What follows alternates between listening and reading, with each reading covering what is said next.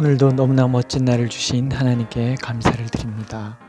오늘 우리에게 주시는 말씀은 사도행전 6장 8절에서부터 15절까지의 말씀입니다. 스데반이 은혜와 권능이 충만하여 큰 기사와 표적을 민간에 행하니 이른바 자유민들 즉 구레네인 알렉산드리아인 길리기아와 아시아에서 온 사람들의 회당에서 어떤 자들이 일어나 스데반과 더불어 논쟁할세 스데반이 지혜와 성령으로 말함을 그들이 능히 당하지 못하여 사람들을 매수하여 말하게 하되 이 사람이 모세와 하나님을 모독하는 말을 하는 것을 우리가 들었노라 하게 하고 백성과 장로와 서기관들을 충동시켜 와서 잡아가지고 공회에 이르러 거짓 증인들을 세우니 이르되 이 사람이 이 거룩한 곳과 율법을 거슬러 말하기를 마지 아니하는도다. 그의 말에 이 나사렛 예수가 이곳을 헐고 또 모세가 우리에게 전하여 준 규례를 고치겠다함을 우리가 들었노라 하거늘 공회 중에 앉은 사람들이 다 스데반을 주목하여 보니 그 얼굴이 천사의 얼굴과 같더라. 아민. 하나님께서 하시는 일을 우리는 다 가늠할 수 없습니다. 하나님께서는 때로 우리가 절망으로 생각하는 자리에서 희망의 싹을 피우기도 하시고 우리의 아픔을 도리어 기쁨의 뿌리가 되도록 만들어 주시기도 하십니다. 이러한 하나님의 역사를 바라보면서 시편 40편에서 시인은 하나님의 생각은 널리 알려 말하고자 하나 너무 많아 그 수를 셀 수도 없나이다 라고 고백하기까지 합니다. 오늘 말씀이 그런 경우이지요. 원망으로 인해 갈등이 생기고 그 결과 예루살렘 교회에 위기가 찾아오고 하지만 그로 인해서 교회의 새로운 일꾼들이 선출이 됩니다.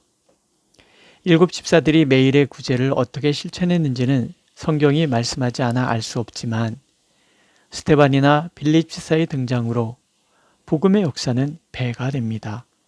8절에 보면 스데반이 은혜와 권능이 충만하여 큰 기사와 표적을 민간에 행하였다 증언하고 10절에 보면 스데반이 지혜와 성령으로 말함을 그들이 능히 당하지 못하였다라고 증언합니다. 얼마나 스데반이 탁월한 지혜로 말을 하는지 사람들을 매수해서 거짓으로 모함하기까지 하는 것이지요. 더군다나 스데반은 그리스어에 능통한 사람이었습니다. 당연히 히브리어만 할 줄 아는 베드로나 그 사도들에 비해서 그의 언어의 능력은 그리스어를 사용하는 유대인들 향하여 강력하게 복음을 전할 수 있는 그런 모습으로 나타나는 것이지요. 스데반의 이러한 놀라운 행적들은 우리가 사도행전 초기에 읽었던 베드로의 행적과 비견될 만한 것입니다. 베드로가 성령이 충만하여 행하였던 일들을 이전 스데반 집사가 하고 있습니다.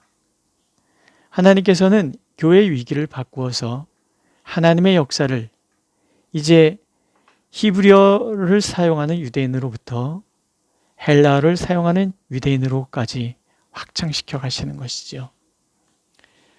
교회의 위기를 바꾸어서 하나님의 역사를 더욱 풍성하게 만드시는 하나님.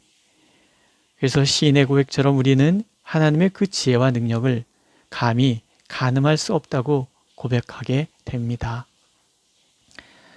이것은 우리의 희망이 되지요. 인간의 연약함과 어리석음은 하나님의 역사를 그르치지만 하나님께서는 인간의 그 연약함까지도 사용하셔서 하나님의 역사를 더욱 풍성하게 만드신다는 것을 우리가 깨닫기 때문에 그렇습니다. 예수님께서 떠나시던 날 밤에 제자들에게 하신 말씀을 기억하시지요. 내 안에 거하라 나도 너희 안에 거하리라. 가지가 포도나무에 붙어 있지 아니하면 스스로 열매를 맺을 수 없음같이 너희도 내 안에 있지 아니하면 그러하리라. 나는 포도나무요 너희는 가지라. 나의 연약함이 문제가 되지 않습니다. 나의 무능력함과 나의 지혜가 부족함도 문제가 되지 않습니다. 내 마음이 왜곡되었다거나 내 성품이 좀 못났어도 관계가 없습니다.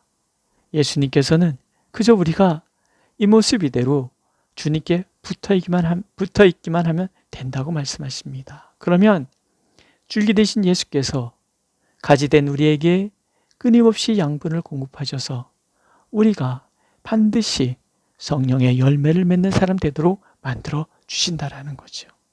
심지어 우리의 실수까지도 예수님께서 붙들어 주셔서 열매 맺도록 만들어 주신다고 약속하고 있습니다. 이것이 하나님의 자녀됨의 특권이고 하나님께서 우리를 향해서 베푸시는 사랑입니다. 그러므로 하나님께서는 설령 우리가 못나고 또 실수했을 때조차도 어깨를 펴고 고개를 들고 하나님을 바라보기를 원하십니다. 이 못난 나를 사랑하시는 하나님, 이 못난 우리를 통해서 일하시는 하나님, 그 하나님의 은혜가, 그 사랑이 결코 나를 또 우리를 떠나시는 법이 없다는 것을 굳게 믿기를 원하십니다. 두 번째, 복음의 현장에 반드시 영적 싸움이 있음을 하나님은 기억하기를 원하십니다. 하나님의 영광이 드러나는 곳에는 반드시 악의 저항도 있습니다. 그들이 공격하는 말들을 보십시오.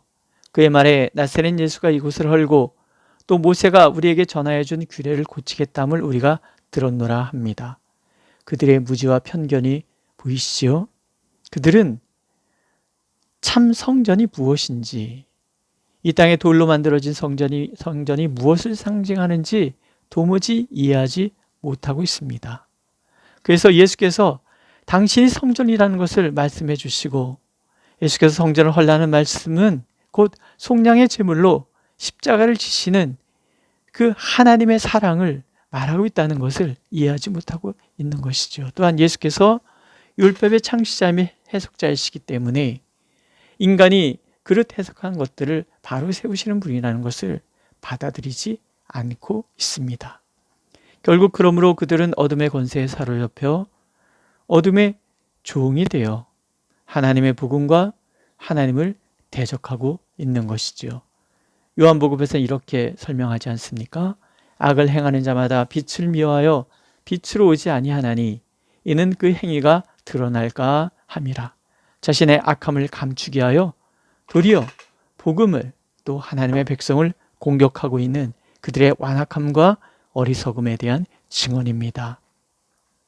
이것이 복음이 전파되는 자리에 나타나는 악의 극렬한 저항의 이유인 것이죠.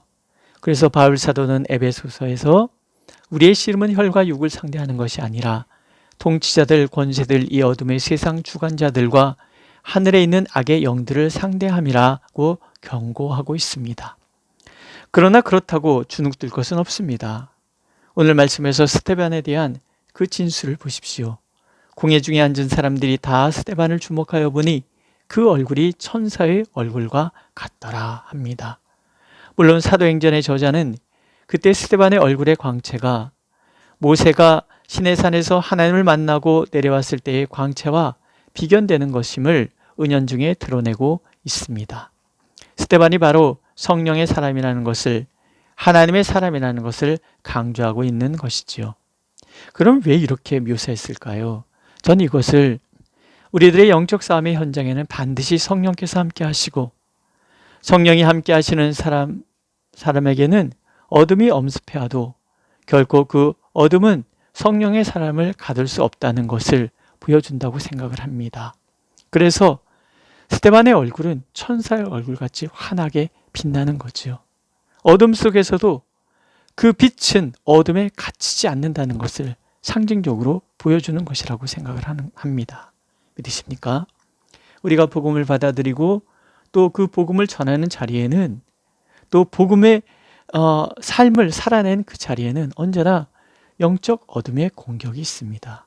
하지만 우리 안에 계신 성령께서는 그 어둠을 능히 물리칠 수 있는 힘을 우리에게 주십니다. 그 어둠이 공격할 수 없도록 우리를 지켜주실 것입니다.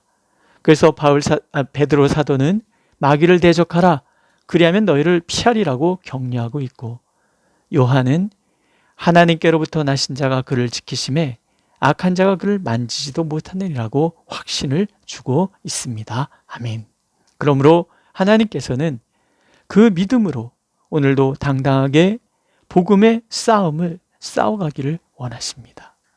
그리고 하나님께서 붙드시는 우리를 영원히 넘어뜨릴 수 있는 권세가 하늘에도 땅에도 땅 아래에도 존재하지 않는다는 것을 잊지 않기를 원하십니다.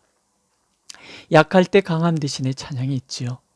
약할 때 강함 대신에 나의 보배가 되신 주 나의 모든 것, 주 안에 있는 보물을 나는 포기할 수 없네, 주 나의 모든 것, 십자가 죄사하셨네, 주님의 이름 찬양해, 주 나의 모든 것, 쓰러진 나를 세우고 나의 빈잔을 채우네, 주 나의 모든 것, 예수 어린 양 존귀한 이름, 예수 어린 양 존귀한 이름. 우리의 약함을 강하게 하시는 예수님이 우리와 함께 하십니다. 그 무엇보다도 우리의 소중한 보물이 되시는 예수님이 우리 안에 계십니다. 쓰러진 나를 세우고 내 인생의 그 빈잔을 은혜로 채워주시는 예수님, 존귀하시고 존귀하신 이름 그 예수께서 오늘도 우리와 함께 하십니다. 오늘 나의 연약한 삶을 도리어 강함으로 바꾸시고 오늘 나를 힘들게 하는 모든 환경을 선으로 바꾸시기 위해서 우리와 함께 하십니다. 그 믿음으로 오늘 우리에게 주어진 소명의 길을 굴하지 않고 나아가는 우리 모두가 되길 하나님께서는 간절히 원하고 계십니다. 기도하겠습니다. 하나님, 우리가 주님 앞에 있기에 우리를 공격하는 어둠의 권세가 여전히 존재함을 우리가 압니다. 그러나 우리가 주눅들지 않는 것은 언제나 하나님께서 우리와 함께 하셔서 우리가 이기고 또 이기고 약함에서 강함으로, 무지에서 지혜로, 모든 것에서 당당하고 담대하게 전진해가는 우리의 삶이 되도록 만들어 주실 것을 믿습니다. 하나님, 그러므로 오늘도 우리가 전심으로 주님을 바라보므로 하나님의 놀라운 역사가 우리를 통하여 만천에 드러날 수 있도록 인도하여 주시옵소서. 그렇게 주님께 붙들린 우리 교회가 될 수 있도록 하나님 역사하여 주시옵소서. 예수님의 이름으로 기도드렸습니다. 아멘. 하늘에 계신 우리 아버지, 아버지의 이름을 거룩하게 하시며 아버지의 나라가 오게 하시며 아버지의 뜻이 하늘에서와 같이 땅에서도 이루어지게 하소서. 오늘 우리에게 일용할 양식을 주시고 우리가 우리에게 잘못한 사람을 용서해 준 것 같이 우리의 죄를 용서하여 주시고 우리를 시험에 빠지지 않게 하시고 악에서 구하소서. 나라와 권능과 영광이 영원히 아버지의 것입니다. 아멘.